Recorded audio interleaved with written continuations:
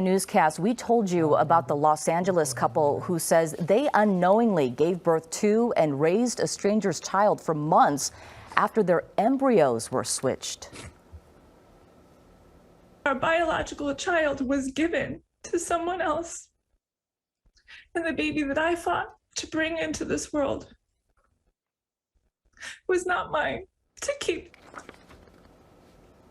Well, sadly, this is actually not the first time something like this has happened. That's right. So why does this keep happening? Joining us now is Dr. Richard Paulson. He's a fertility specialist with Keck Medicine of USC. Now, before we get to any questions, doctor, we want to let our audience know that you are not the doctor who was treating Daphne Cardinale, and you are not affiliated with the case. So thanks for being with us today. That's correct, and thank you for having me on. I'm happy to talk about it. Thank you, Dr. Paulson. You know, I'm sure everyone watching, of course, wants to know what went wrong here. I mean, this is such, if you can just think of the worst thing happening in a couple's, experience with infertility, you just think, without addressing the specific case, can you walk us through how in vitro fertilization first works and how a mix-up like this could possibly happen? Right. Well, so this is, of course, not just the worst thing that happened to this couple, but really the worst thing that can happen to any fertility clinic is this type of mix-up.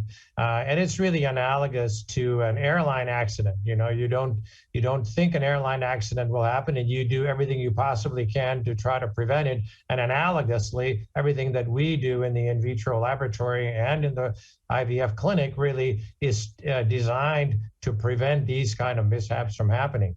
So remember, with in vitro fertilization, we get the eggs from the mom and the sperm from the dad. Those are combined in the laboratory, and then the embryos typically are nowadays genetically tested and placed in cryo storage. And then when they are taken out of that cryo tank and put back into the woman's body so that she can become pregnant, as happened in this particular case, there are a series of safeguards at every step along the way.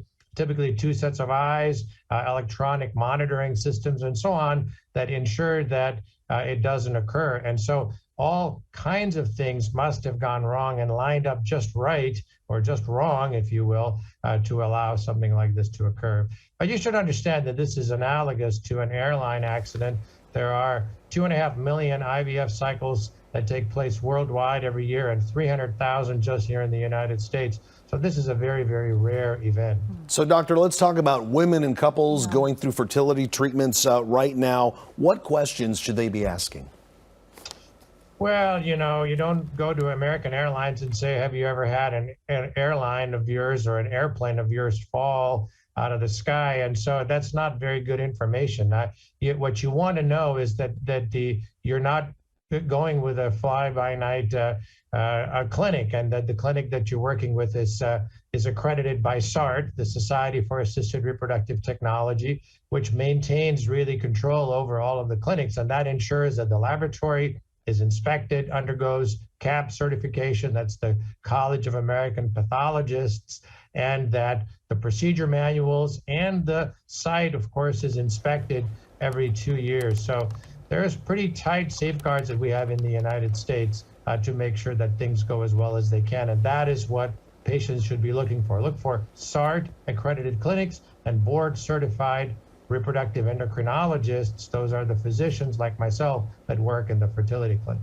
Very important information. Dr. Richard Paulson with Keck Medicine of USC, thank you so much for joining us today. My pleasure. Thank you.